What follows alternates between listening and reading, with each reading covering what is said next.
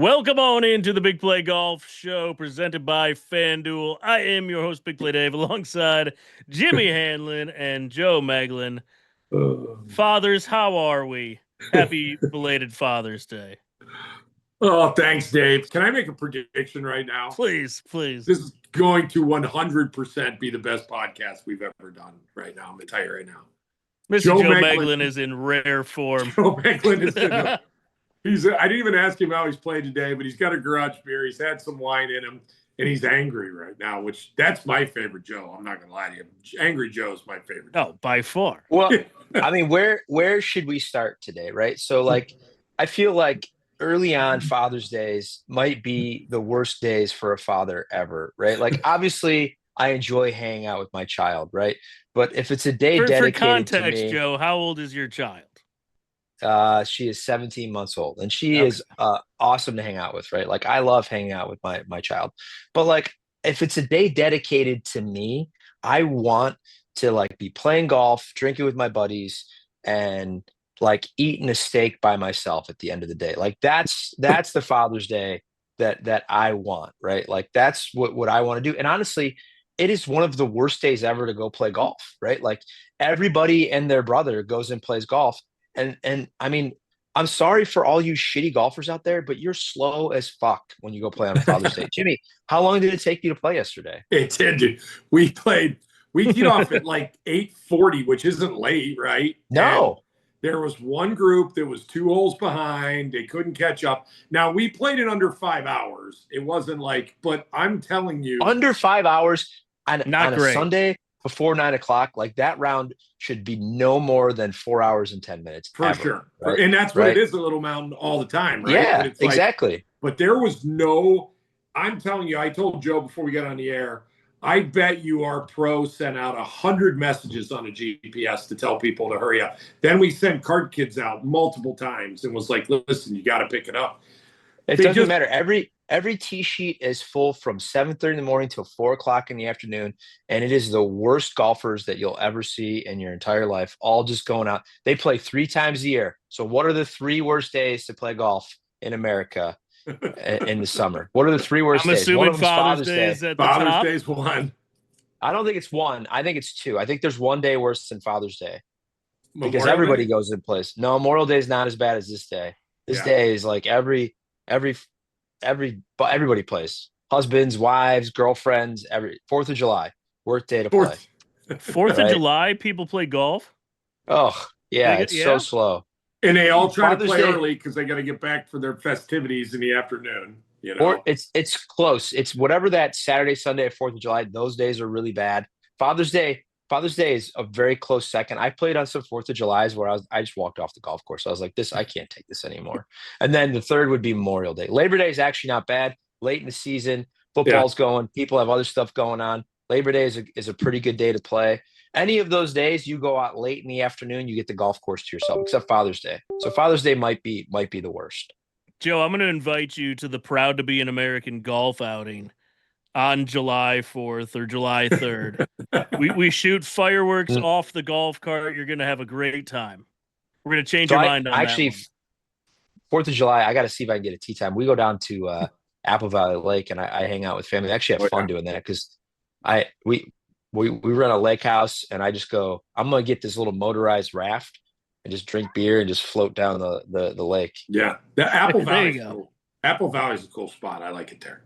Yeah. All right, let's get into the show. We've got our headlines brought to you by Great Lakes Golf Excursions. Yes, Joe? And I hit my driver awful today. You can't drive it any worse than I drove the golf ball today. I can't believe I broke 100 in all honesty, right? It was bad. Well, we need to get you on a golf trip so me and Jimmy can see it in person. And we will call our friends at Great Lakes Golf Excursions. Yes. Father-son duo, Bill and Josh. They handle everything. You just go show up and play. Weekend getaway in Ohio, Michigan, West Virginia. We're talking about going to Avalon. They got you covered. Custom trips, pre-built packages, whatever you want. So next time you were thinking about a golf trip, head up to Great Lakes Golf Excursions. Let them do the planning. You just focus on the golf. Speaking of golf, we had the U.S. Open and Wyndham Clark, second U.S. Open in 4 years. The guy's on fire. I don't want to say it before our FanDuel bets of the week, but I did pick Wyndham Clark to win. That worked out. You did? There you go. Wow. Heck yeah. That's a winner. Was that in our team thing that we picked? I think it was in our team, and I picked him just to win. Wow. So, yeah. Not a lot of people were happy. Not many people were betting him. Everyone hates the dude. I don't know. Yeah. I get it a little bit. His name's Wyndham, but why does everyone hate the dude? Like, I get he like smashed in a locker. Like, that's it. That's a big part of it. Last year when at Oakmont, like one of the most cherished clubs, one of the cathedrals of golf, yeah, he destroyed a locker. I think he apologized and like he paid even for it. He gave but money to charity. yeah, Bob Ford came out and said, we're good. He did what he needed to do. There were some tweets. I didn't get into it, but I heard a podcast talking about some tweets that he may have sent out a few years ago. I mean, he's a villain that wants to be liked, which is not a good spot to be as a villain in the game of golf. But with that being said, I mean, I think it's about time that we just tell Long Island no more golf on that island, right? Like Bethpage, Shinnecock, right? These fans booing a guy that's trying to compete and actively rooting against him on the golf course. I mean, they messed up the Ryder Cup, messed up the U.S. Open. There's the Ryder Cup, I think, is supposed to go back in 2030. I say PGA, let's pull that out of there. Let's go somewhere else. Let's go somewhere where the fans are going to be more accepting, more proper. I mean, it's golf, right? Like, I am all for having a good time on the golf course, but there's a time and a place to act the right way. Well, I mean, if you're going to pick, if you wanted to power rank worst fan bases in America, New York's number one by far and away. So, for sure. I agree. Jimmy, what do you think? What do you think of Wyndham just overall? Are you a fan? No? Never really been a fan. All right. I know some things that I probably can't say on the podcast too, that I don't really, that he's, yeah.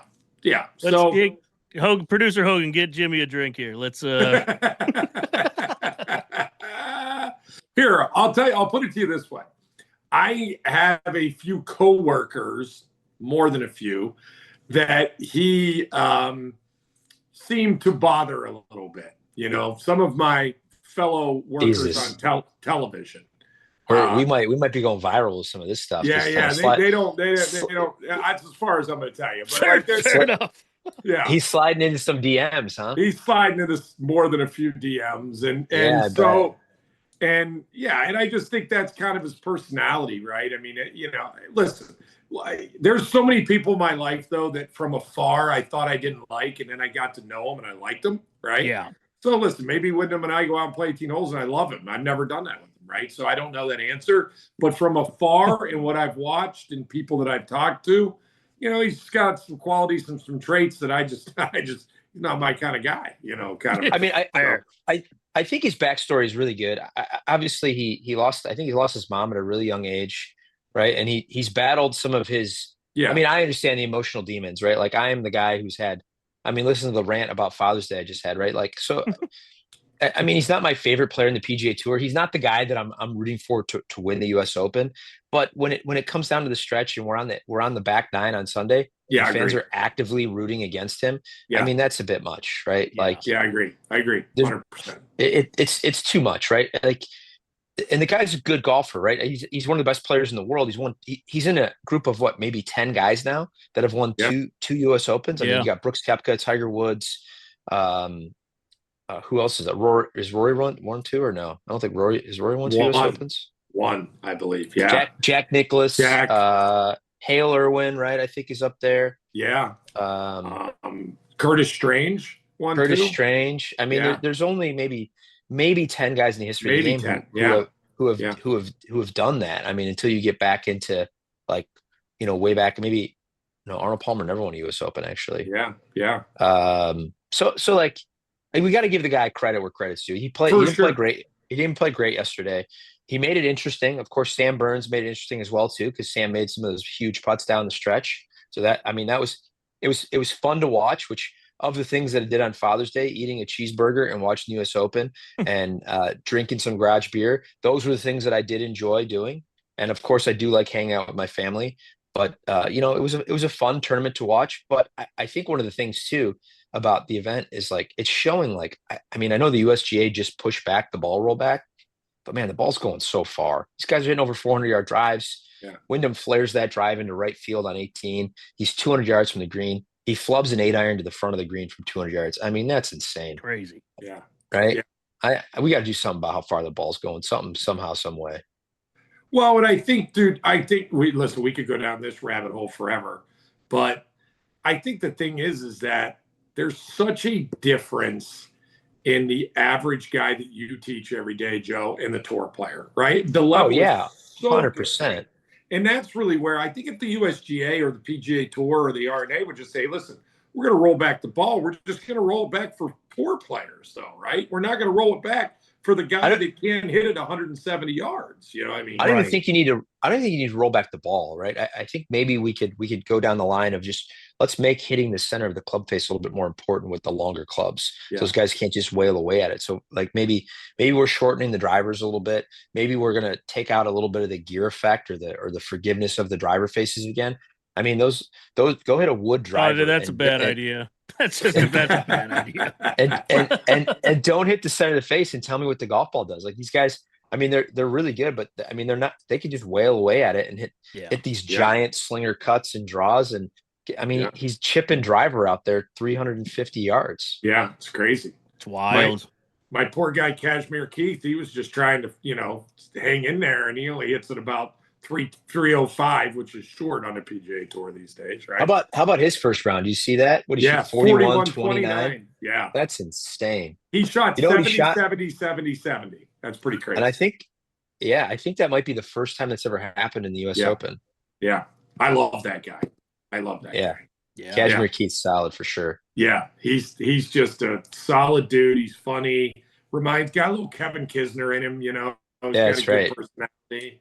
And he's one of my favorients. I wanted him to win. Kiz is great, by the way. Him on the broadcast, I think, makes it a lot better. Yeah, he's really good. Having a player, a current player, like he's recently retired, and guy's got a lot of good input. And I don't think they let him kind of let loose yet. But as he gets more into it, and they kind of let him say what he thinks a little bit more, I think it'll get even better.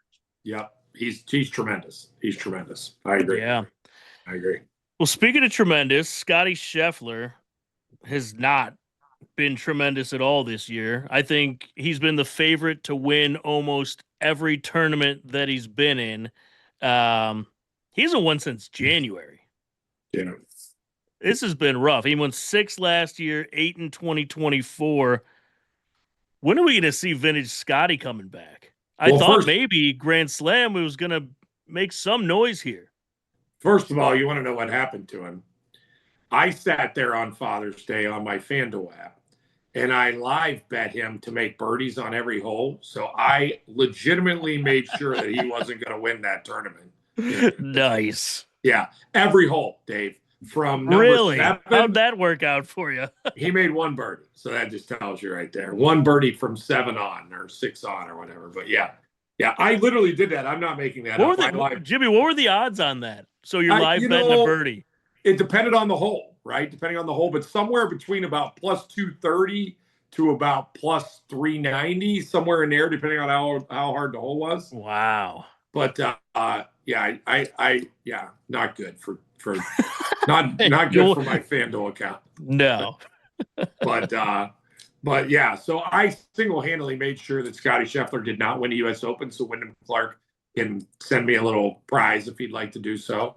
But dude, I think, Joe, I don't know how much tour golf you watch on a weekly basis, but for me, watching him, there's zero aggression in his whole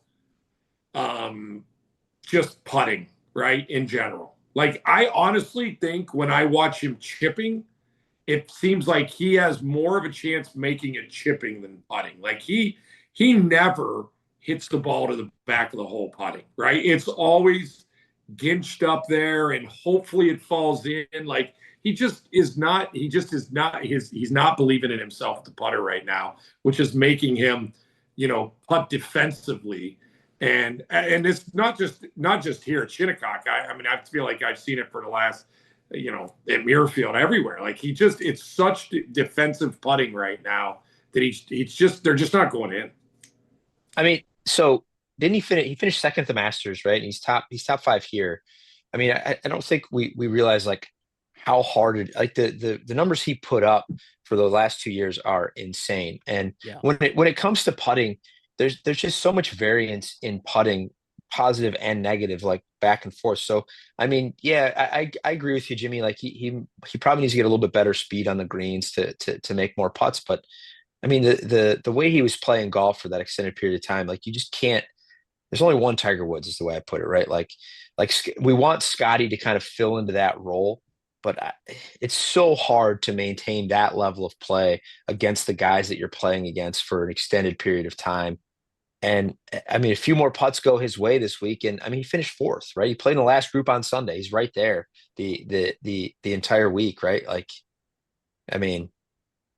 Well, it's funny. Who knows? It's funny because they say football is a game of inches, right? If you guys watch any given Sunday, right, it's like it's a game of inches. Dude, golf is a game of centimeters, right? Like if Keith Mitchell's putt falls 2 centimeters to the left on 18, we were watching a playoff today, right? Yep. Or if Wyndham's putt he made on 16, breaks a half of a set, like. It's such tight, like the what could happen, like for real, like everybody's like, oh, Wyndham, he got it done, man. That putt that, I'm sorry, I think I said Keith Mitchell, Sam Burns hit. Sam Burns, Sam Burns, that's right. Sam Burns, that's exactly right. So and fell off. So Sam Burns is in contention the last 2 years. I think he had the 54-hole lead last year at Oakmont. He got a bit of a bad break on that ball in the puddle on, I don't remember what hole it was, but on the last day after immense rain, and hit a bad shot there, made a few bogeys on the stretch. And then JJ Spawn makes the longest, like he's 65 feet from the hole, 70 feet from the hole. He could 3-putt that and get into a playoff, make bogey, right? Burns, I think, finishes second by 1, and he finishes second by 1, barely misses the putt today. And, we're talking about, Wyndham Clark versus Sam Burns, right? So like, there's only 4 majors a year, right? So like winning one of those is really, really hard to do. Rory, when we look back at the drought that he had for whatever it was, like 6, 8 years, 10 years, maybe, that wasn't that many opportunities to win those tournaments. And these guys are really, really good. And you're going to continue to see more and more good players coming up, especially as some of Jimmy's favorite guys come back from LIV and start playing more regular events and aren't playing exhibition golf anymore. Yeah. You saw about Joaquin. That's crazy. You see what he did? Yes. Joaquin makes an 11. Right? Makes a 9 in a hole, gets a 2-stroke penalty, and plays, I think, the rest of the tournament 6 under par. Yeah. Wow. Played great golf besides that one hole.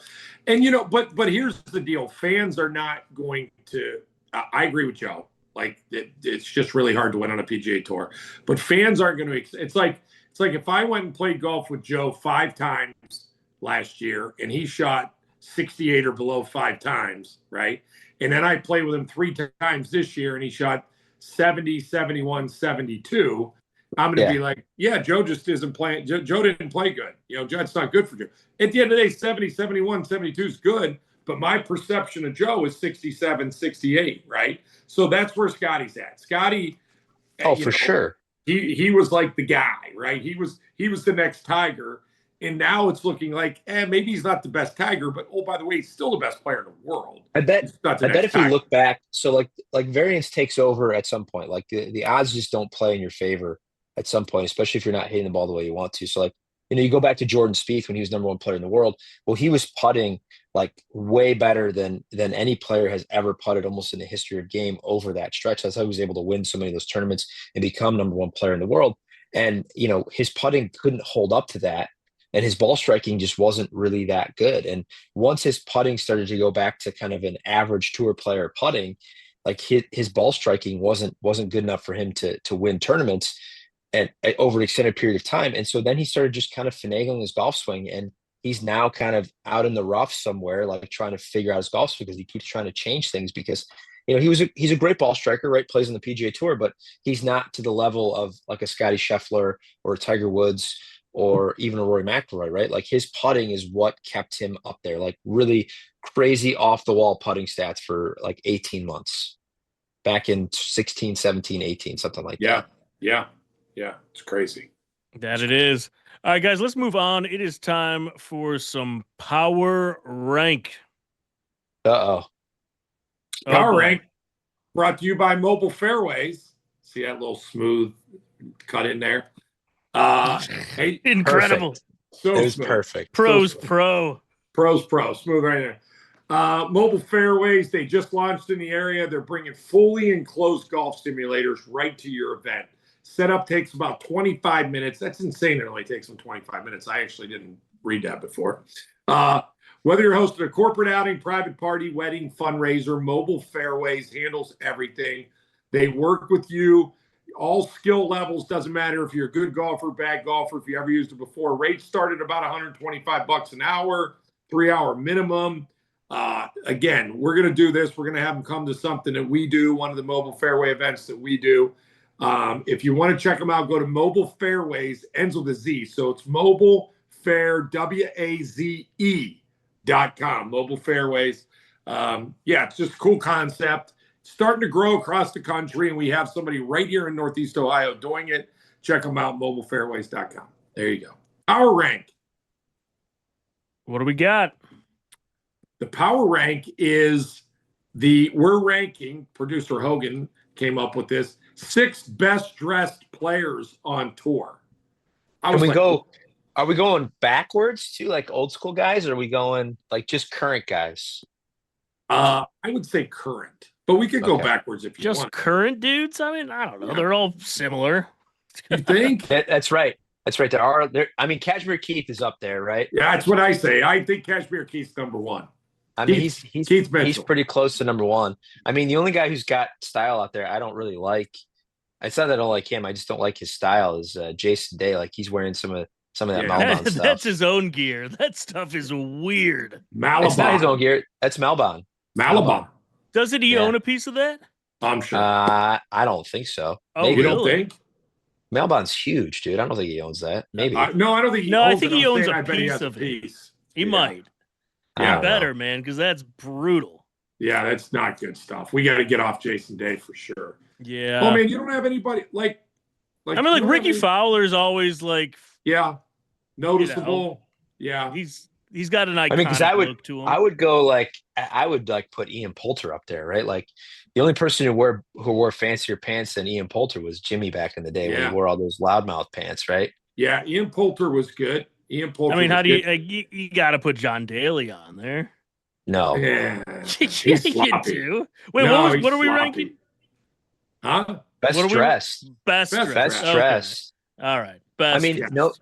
I mean, I think just because in the like the non-weirdest ways, like he's so handsome out there, like Adam Scott, right? Like just whatever he puts on, it just fits his body well. Like the guy puts the safari look together better than anybody I've ever seen, where he's just beige on beige. Like no one pulls off beige on beige like Adam Scott can. Yeah. I mean, Adam Scott dated Kate Hudson, so he's got style. Yeah, I mean he was wearing was it Burberry for a while he was wearing out there? Oh, was he? Oh, that's pretty cool. I think so. Something a little different there. Yeah. John Daly's not in the mix there. You're out there. So, dude, I was wearing. Listen to this. I was wearing that. What's that stuff he wears? What the heck's it called now? Loudmouth. When I would call to get Loudmouth, the guy was still working out of his garage. He would ship it out of his garage. The original guy that owned it back. Really? Yeah. And then when everybody started wearing it, and John Daly stole my style, I just started going to like solid, bright pants and got rid of the Loudmouth there after a while. But yeah, I think I was one of the first guys to wear it for sure. What was he? Was John Daly watching like 18 holes and he saw it and he just copied you? 100%. He won't admit it. I told him that though. 100% copied me, John Daly. I don't care what you say. But yeah, man, I don't. Let's be honest. Tiger's a good dresser, right? I mean, I know he has his own line, but his stuff looks good. Tiger's stuff always. Yeah. Yeah, for sure. And the red, kind of a thing. We're missing somebody, though. I got to think of somebody but I agree with you. I think Kashmir Keith's up there, Ricky's up there, Tiger's up there, and Poulter. Those four right there come to mind for me, right away. From a standpoint of look a little different, but also look good. JT's got good style too. I love JT. I was going to bring him up. RLX. Yeah, now he's got Grayson. I think that those. I don't know if you have any Grayson pants, but I have a couple pairs of Grayson pants, and they are some of the most comfortable pants that I have. Right, like could wear them to bed as PJs. That's how comfy they are. Yeah, super soft, super breathable, and he's got that Grayson gear down. So I'd put JT up. So Kashmir Keith, Adam Scott. I'd probably put JT third. Yeah, would be on my list. I mean, if we got to kind of rank the guys who aren't playing anymore, 4 and 5. So I'd put Poulter, Tiger 4 and 5, right? Yeah, or maybe 5 and 6, and then we just got to find a number 4 in there. So who's number 4, Dave? Let's see if you can pick a golfer who dresses well. Come on, Dave. I always liked Freddie Couples because he just looked like every dad. He just had like the baggy polo, the baggy pleated pants. Like back in the day, the dude looked awesome. How about Sergio? Nah, I don't like Sergio's stuff. Sergio wore all red the other day, right? Like, oh, you know who's got good style now? It's Fleetwood's got good style. Fleetwood. Yeah. I put Fleetwood 4. Looks like Fleetwood. Joe Dirt. Joe Dirt. Just because he's got the flow, right? Don't diss the flow, right? Not buying it. Not buying Fleetwood's it. got a couple nice button downs he's pulling on. And my favorite this year is I don't think he's got a clothing sponsor. So what he's doing is he's going into the golf shops before he's playing and he's buying stuff out of the golf shop to wear for the week. No, he's not. 100%. Who is? Fleetwood. Fleetwood's wearing like the logos from the course that he's playing. He's done it like 6 times. Dude, I actually love that's that. number 1. I'm not gonna lie, I love that actually. Yeah. Look at a couple, like I think at Pebble this year, he's wearing like a Pebble Beach hat and a Pebble Beach polo. I love that, dude. Dude not have a sponsor?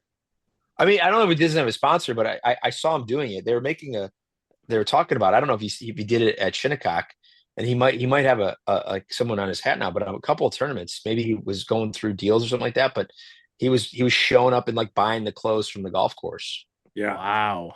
Ludwig looks good just because he's a tall, good-looking guy. He's good dressed. And then Cam Young looks pretty good too. I like his stuff sometimes, which is Major League Baseball, thing or whatever. But all right, so that's the worst power rank we've ever done. I feel like we're 3 chicks on a podcast. No, we're going Fleetwood 4. So we just nailed it. We're done.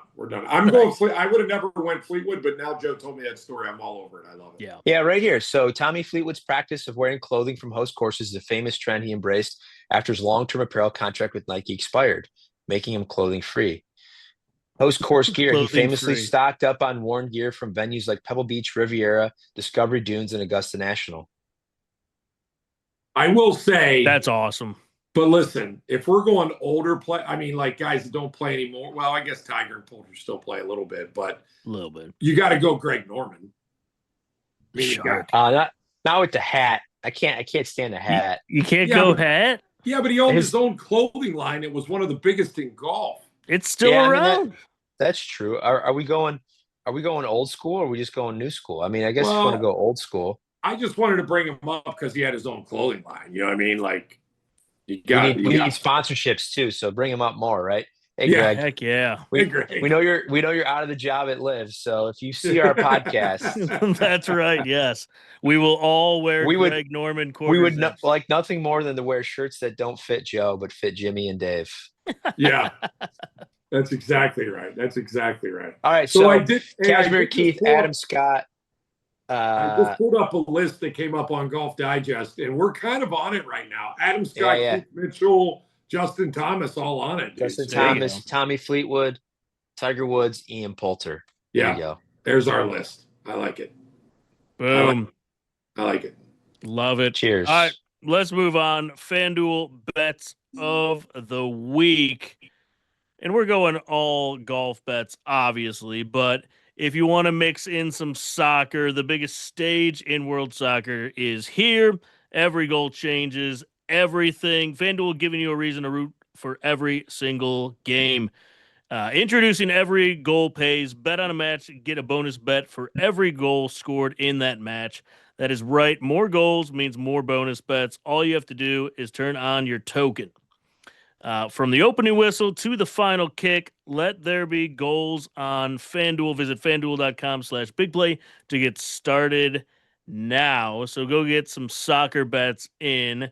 21 plus and present in select states. For Kansas, in affiliation with Kansas Star Casino. 18 plus. DC, Kentucky, Wyoming. Gambling problem? Call 1-800-GAMBLER. 1-800-MY-RESET. Call 1-888-789-777. Visit ccpg.org/chat, Connecticut. Visit mdgamblinghelp.org, Maryland. Visit gamblinghelplinema.org. Call 800-327-5050, Massachusetts. Call 1-877-8-HOPE-NY. Text HOPE-NY, New York. Call 1-877-770-7867, Louisiana.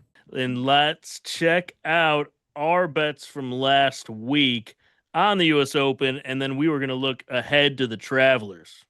Do you know how many minutes of soccer I've watched in the last week or so? I would say 0.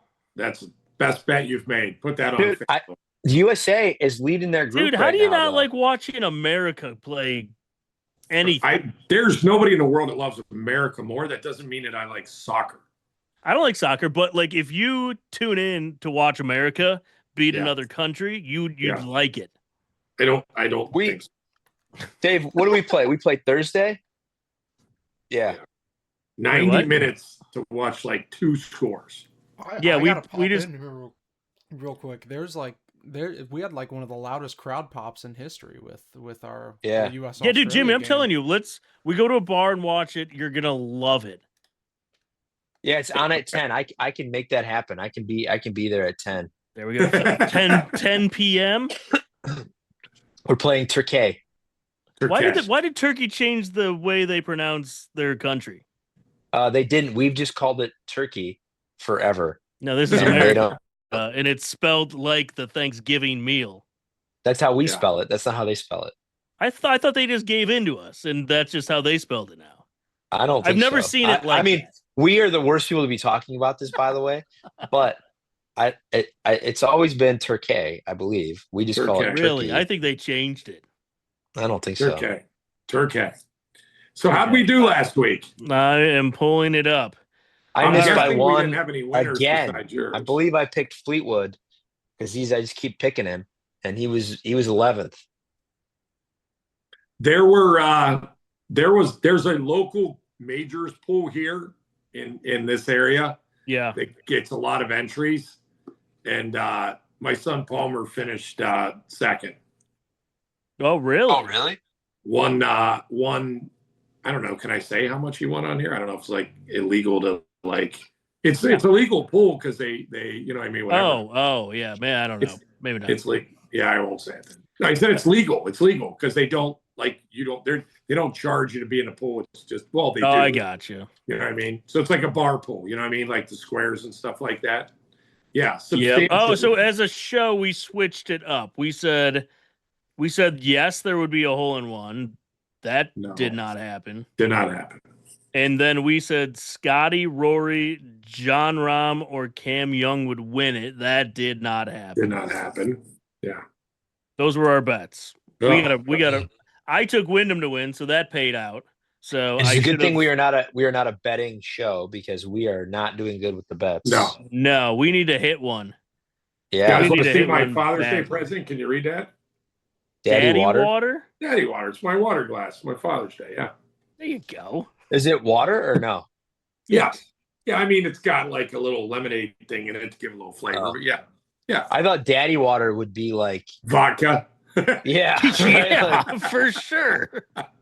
I think that's why you're supposed to put vodka in it. I mean, I'm drinking daddy water right here, right? There you go.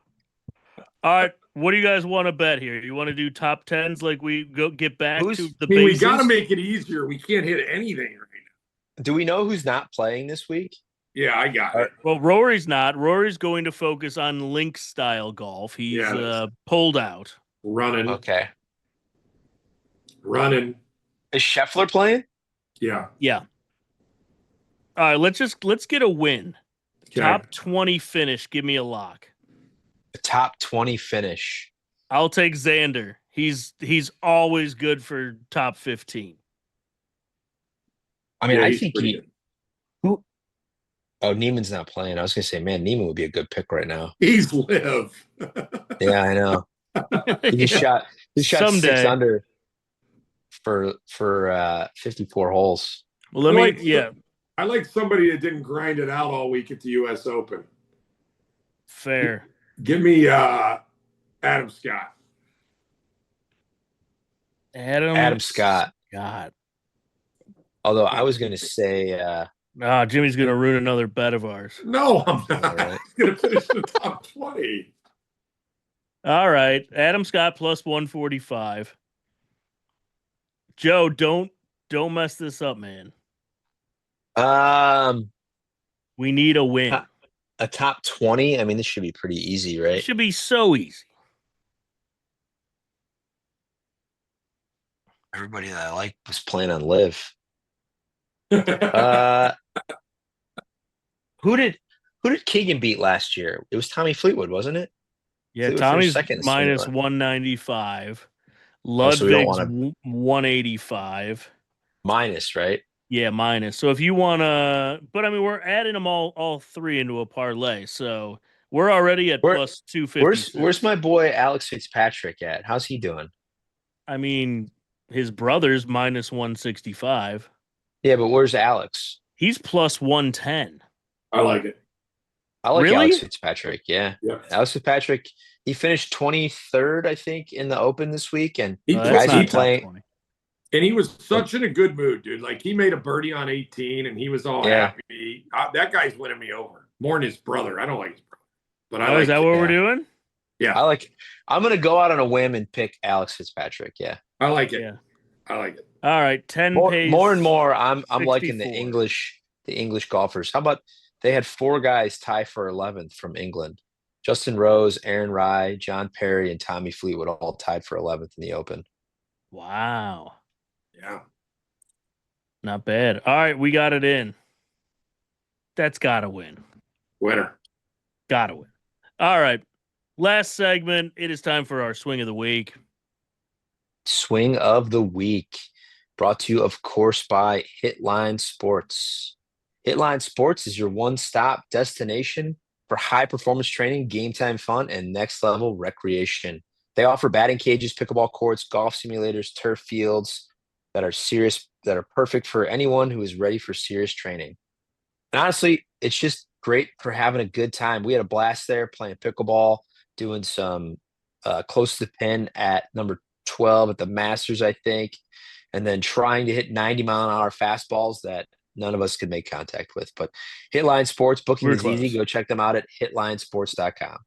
That's right. Middleburg Heights. Go ask for Billy Gray. Really good. That's right. All right, well, who we got here, Jimmy? No, Wait, gotta did you let send him- me that? Who is that? The swing you sent me just Yeah. like an hour ago? Yeah. Who is that? I can't tell you till you say it, then I'm going to tell you. What would you guess her handicap is? I mean, I'm not a big fan of that move in transition that she's doing there, but I mean, a lot of good players, like Natalie's got a little move like that, right? Where the right side drops down like that in the downswing. Mm-hmm. I mean, I'd have to see it from the side view, but I mean, when a player usually gets into this position where like arm parallel and the back is to the target and the shaft is in that position and the head kind of backs up like that, they're usually hitting up and to the right with the driver. So they're usually driving it pretty good. Great extension into the follow through. Arms are super straight, right? Like club forearms rotate over, club kind of releases. I mean, because you said that, right? Like I would say that this person, I would assume they're a single digit. Like, I mean, I don't know who this is. Swing looks good. Depends on how fast this thing's moving. Although it looks like it's moving pretty fast. I'd give it like a 4, 5, 6 handicap, something like that. Okay. That is Amanda Blumenherst. She was 3-time player of the year NCAA I thought that was her. at Duke. Yeah. Won the U.S. Amateur.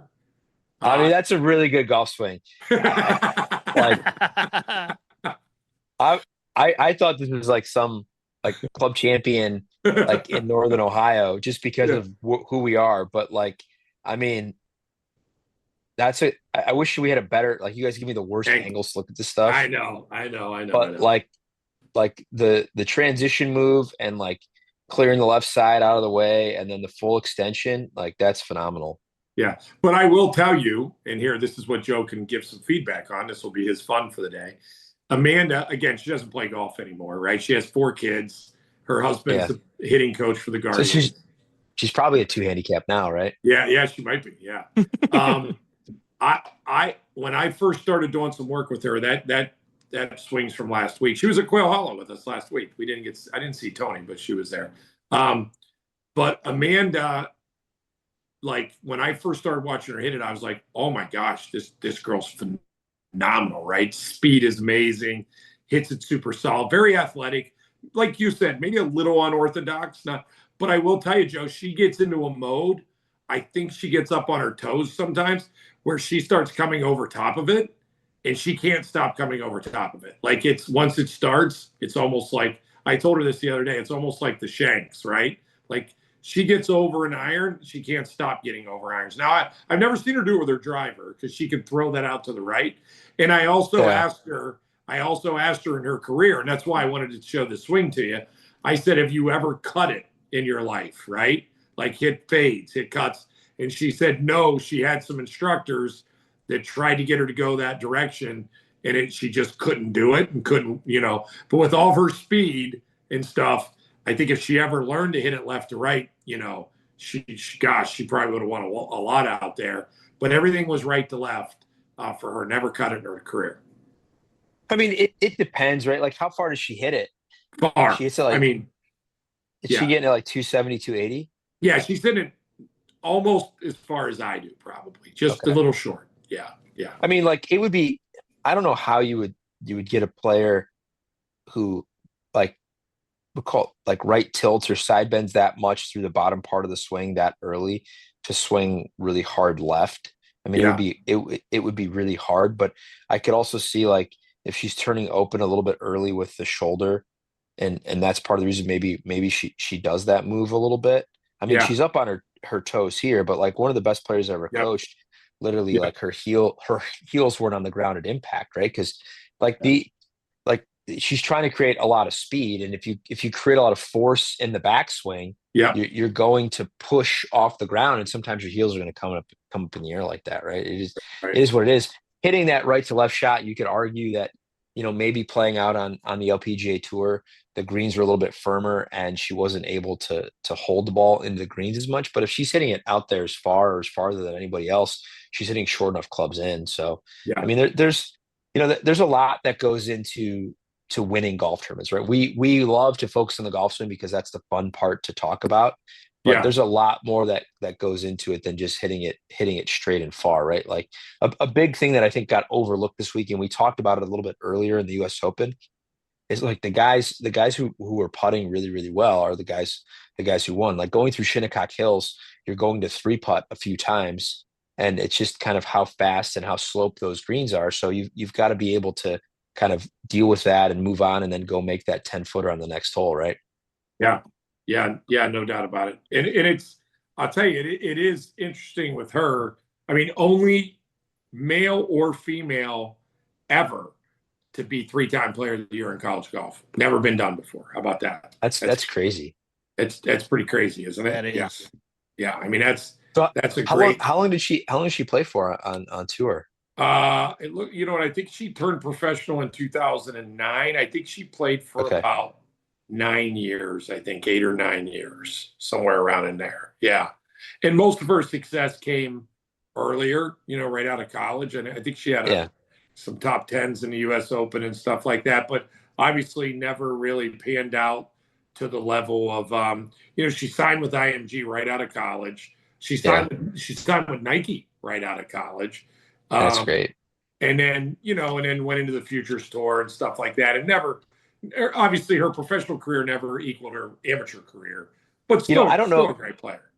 I don't know if she did this, but kind of a typical story for a lot of these guys is, they've got this coach or coaches that get them to that level, right? They get up there and then they get up there and they might not be playing to the level that they want to. Like they're really close, but they're just not getting it. And then they just kind of jump ship and they go try to find someone who's who's like a tour coach, right? Somebody who has like taken tour players to the next level because that's what they think they need. And a lot of times that's where coaches then, because this model has worked with this player that I worked with, then try to change things for that player and take a player who's got a very draw bias motion and be like, well, you can't play on tour with that shot.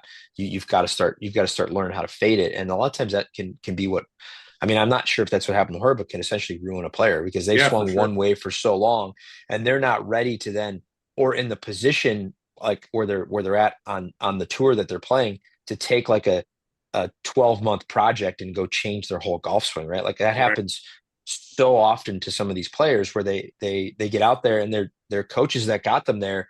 Well, they just need a little bit of something. They need something to click. And it's like, hey, let's just keep pushing. Let's just keep pushing. Let's keep pushing. But they're getting impatient and they want to make some money, do well in a tournament. And they go jump ship. And then it's like done. 100%. Yeah. That actually, I know we're going to get out of here, but that actually happened to me, Joe. So working with some buddies, Danny Ackerman. I was down at Pinehurst, started to play really good golf. Then all of a sudden, when I got sponsors and I had money, I thought I had to go to somebody that I had to pay to take me to the level. I saw 5 instructors in 3 years, right? Trying to find the magic. Yeah. Wow. And I had at one point, I was taking a golf lesson from the PGA Teacher of the Year at that time, National Teacher of the Year. I had a tournament in 2 days and I whiffed a 7-iron because he was trying to get me to do less tilt, a little more around. And I literally whiffed a 7-iron and I was playing golf for a living and I had a tournament in 2 days, right? I mean, it was just, it really, you're right. I mean, it just, and then your mind is just done, right? I mean, your confidence is done. Nobody takes more lessons or goes to more coaches than like down and out mini tour players, right? Like you're just out there and you're off by a little bit. And then what you should do is go to the guy who knows your swing, right? Like I tell players that all the time when I first see them, it's like, I don't know how you're going to react to these changes. So here's what we're going to do. We're going to try to do this. We're going to try to do this. You go work on it for a while. We're going to see how it works when you come back. Because like I teach players that I've taught for 3 years. So I know their learning curve, right? I know how long it's going to take to ingrain a change. But like if you came to me for a golf lesson, that's why you're talking about, Palmer making changes golf swing. He's hitting it so good right now. It's like maybe just wait till the off season to kind of instill some of this because again, he's an athlete. He knows what to do, but like you start changing thought processes and changing feels. If you don't know what like the learning curve is for that player, it could ruin them for the rest of the year. And then once you go down that road of like, I can't find it anymore. It's like, wow, this isn't fun. Right. Yeah, for sure. Yeah. Drew Brown, he watched the podcast. Now he can't hit a driver at all. He's screwed from last year. Right. He said he literally can't. He said, I can't hit a driver 180 yards. What do I do? I tried to go back to my old and I can't feel it. Yeah. I mean, like, honestly, unsolicited advice is the worst advice. So like, I know we do this for entertainment and to kind of talk about people's golf swings, but like, I mean, I'm part of the problem. I totally admit that, right? All the stuff that I post out there to kind of see people show people how I teach and stuff like that. It can become a problem because there's just so much information out there, and it's hard to decipher through it. And like you're just trying to figure things out, and nobody knows like how much information, like a person can handle until you've worked with them for an extended period of time. Like taking one lesson from a pro is probably one of the worst things that you should do. When you go take a lesson from a pro, you've got to understand you should probably take a handful of lessons from them, even if it's going to cost a lot, because like they need to see you again and see how the move is working. You go on one time and try to go out on your own. You don't know if you're overdoing it and you don't know if you're doing it enough, right? Like you could be doing the move. You could not even making it. I have so many people who go take a golf lesson from me. They come back a month later. It's like, all right, we just get to repeat what happened last time because you reverted right back to where you started before. And like, well, I'm hitting it better. I'm like, yeah, that's why. We'll just kind of keep pushing that direction. Like we're doing the right stuff. Don't worry. So I feel like Joe's talking about me. I've gotten one lesson from Jimmy, one from Joe, and one from another guy. And that's it. I mean, it is such a common story of golfers are just trying to find that quick fix. And they're like, hey, I got to play tomorrow. I got my member guest. I got my member. I got my club championship. Hey, come, Fix me. come see me, pro. Yeah, like when people come see me before a tournament, I'm like, this is the worst time to come see me. I can't fix you right now. Let's go work on your short game and your putting. Like, but I'm hitting it so bad. I'm like, what do you think, you're gonna hit it better if I give you like 4 or 5 things to work on? Right? Like you play tomorrow. So like I was like, you should have come to see me in February, March, so we could build this, right? Yeah. I always ask people when they come to see me, what do you have coming up? Like what events do you have next week, tomorrow? What are you building towards? Because if you just start throwing information at people, they're kind of fucked. Yeah, there's no doubt. No doubt. Gentlemen, great show. Great show. That is all the time we have. We will see you all next week on X, on YouTube at Big Play Golf. Thanks to all of our sponsors, and we will see you next week.